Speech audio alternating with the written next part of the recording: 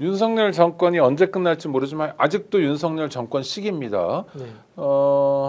그런데도 윤석열 정권의 핵심 인사들의 온갖 비리가 막 쏟아져 나와요. 대통령 부부의 비리가 그렇고, 그다음 친윤이라고 한참 목소리 힘주던 사람, 목에 힘주던 사람들도 막 튀어나오는데, 아니 보통은 정권이 끝난 다음에 좀 한참 지나서 나오는 것들 아닌가요? 아니면 아예 그런 게 안 나오는 정권도 있습니다만. 끝났잖아요. 아, 사실상. 사실은 국민들이 보기에도 끝났고요. 네네.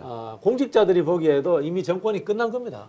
그러니까 이런 정권 말기적 현상들이 막 폭발하듯이 터져나오고 있는 거죠. 네. 저는 계속해서 나올 거라고 봅니다. 이제 시작이다. 이른바 친윤들을 지목해서 특히 이제 공직사회에 부당함을 만들었던 사람들, 공직사회를 괴롭혔던 사람들을 중심으로 해서 저는 터져나올 것이다. 이렇게 보고 있고요. 그 이유 중에 또 하나는 뭐냐면요.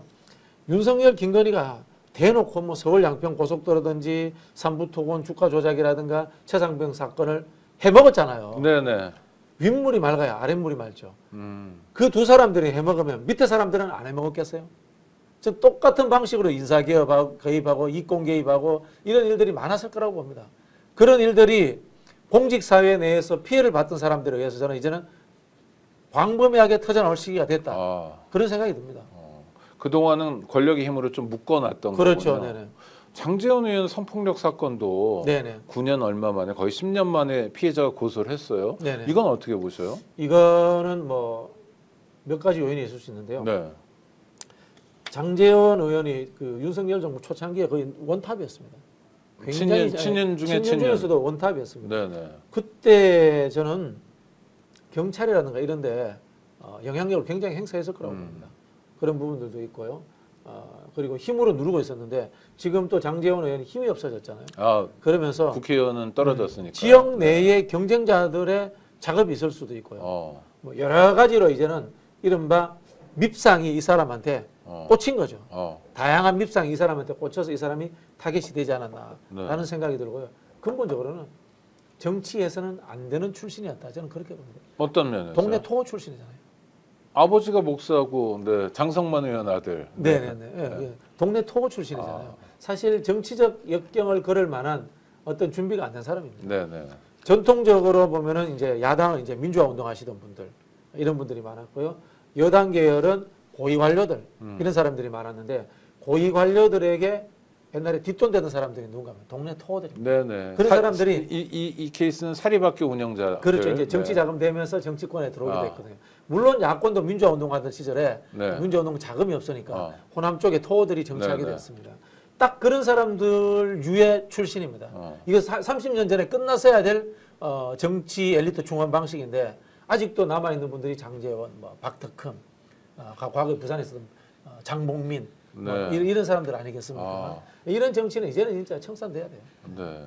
그리고 이 이유가 제가 보기에는 보수 정당이 다시 망해버린 거야. 예, 박근혜 이후 망해버려가지고 다시 그런 유의 인간들이 정치권에 들어오는 것 같아요. 그 장제원 의원도 의정 활동을 이제 국회의원을 3선이나 했어요. 네. 또 기억나는 또 평가할 만한 의정 활동이 있었습니까? 표창원 의원하고 너 경찰이야 하고 싸웠던 거 그거 기억나는데요.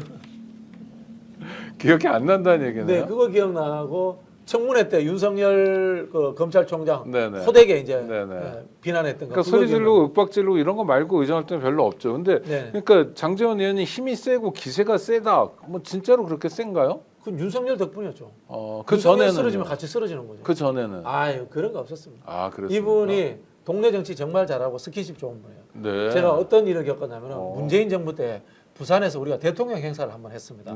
했는데 그 당시 국민의힘 계열 국회의원들이 거의 안 왔어요. 부산 국회의원들이. 대통령이 부산에 오는데도 부산 국회의원이 안 왔다. 별로 보통은 안 왔어요. 인사하러 가지 않나요? 예산도 있고. 근데 장제원 의원 왔어요. 네네. 와가지고 질문까지 했습니다.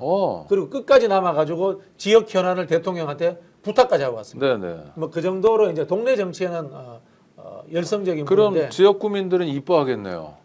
처음에 이 사람이 당선될 때 무소속으로 당선됐어요. 삼자구도에서. 네네. 네, 그런 식의 이른바 이제 전형적인 토호 정치인입니다. 네, 토호 정치인. 이철규 의원 사건도 또 터졌습니다. 아들 마약 사건. 네네. 이것도 한번 총평을 해주시죠. 이해 안 가는 대목들이 너무 많아서요. 이게 두 달이 지난 뒤에야 제대로 수사가 됐다는 거 아닙니까? 그러니까 범인을 특정했는데도 네. 검거를 하는데 2달이 걸렸다는 거 아닙니까? 특정하는데 2달. 네네. 특정하고 검거하는데 2달. 그래 이게 말이 됩니까? 자, 저기 뭐 인터넷 비교원이 범인이야. 라고 바로 잡아야 될 거 아니 아닙니까? 인터넷 마약 비교는 사범인데. 범인이 아니고 좋은 사이트예요. 아, 좋은 사이트입니다. 네네. 인터넷 비교원 말고 뭘로 할까요? 뭐가 있다고 칩시다. 주식회사 윤석열. 네, 주식회사 윤석열이라는 네. 회사가 있다고 칩시다. 거기에서 마약을 유통시켰습니다.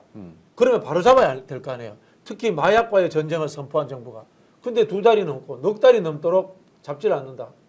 그리고 그 전에 전과도 있다. 불기소했기는 했지만 네네. 뭐 전과라고 보기는 어렵습니다만은 그런 상황이면 바로 잡아야 되는데 왜 안 잡았겠어요? 아빠의 백그라운드? 우리가 의심되지 않습니까? 네네. 그리고 재밌는 거 아세요? 장제원 의원하고 이철규 의원이 해외에 있을 때 이 사건들이 다 터졌어요. 아 그래요? 네. 네.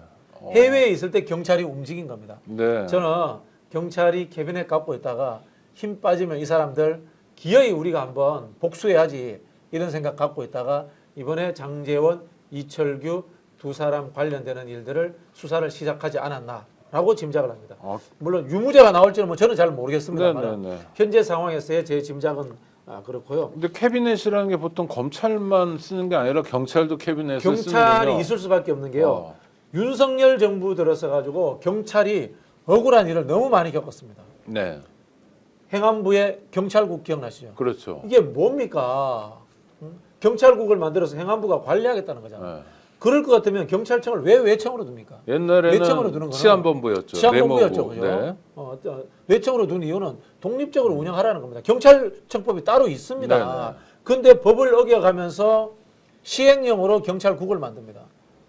경찰들이 정말 좌절했을 겁니다. 그렇죠. 중간 그래서 간부들이. 총경들 모여가지고 회의 한 번 했다 인사를 그렇죠. 불이익을 당했는데 아직까지도 불이익 당하고 있죠. 불이익 당하고 네. 있죠. 불이익 당하고 있고. 그 다음에 또 뭔가면요. 경찰들은 숫자가 많아요. 제가 알기로 한 12, 13만 14만 명, 그 정도 네, 됩니다. 네, 그러다 많죠. 보니까 나름 인사가 자기들 고유의 방식이 있어요. 아, 예를 들자면은 정해져 있어. 저 네네. 사람은 저 정도면은 총경까지 갈 거야. 네. 저 사람은 뭐 경무관은 갈 거야. 저 사람은 치안감을 갈 거야.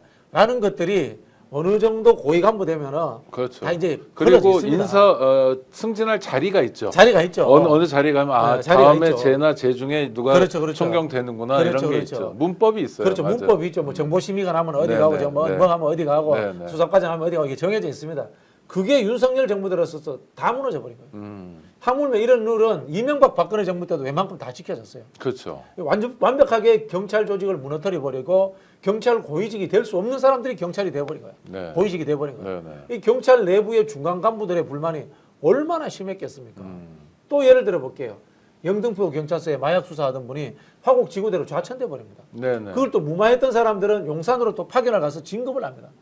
이 황당무계한 인사가 이루어지니까 경찰들의 불만이 극에 달했던 겁니다. 그래서 이번에는 검찰보다도 경찰이 먼저 움직인 거예요. 아. 이제 윤석열 정부 망하고 문 닫았으니까 네. 우리를 그렇게 괴롭혔던 사람들, 경찰 내의 정의와 수사의 공정성을 해쳤던 사람들, 우리가 먼저 한번 손 한번 봐보자.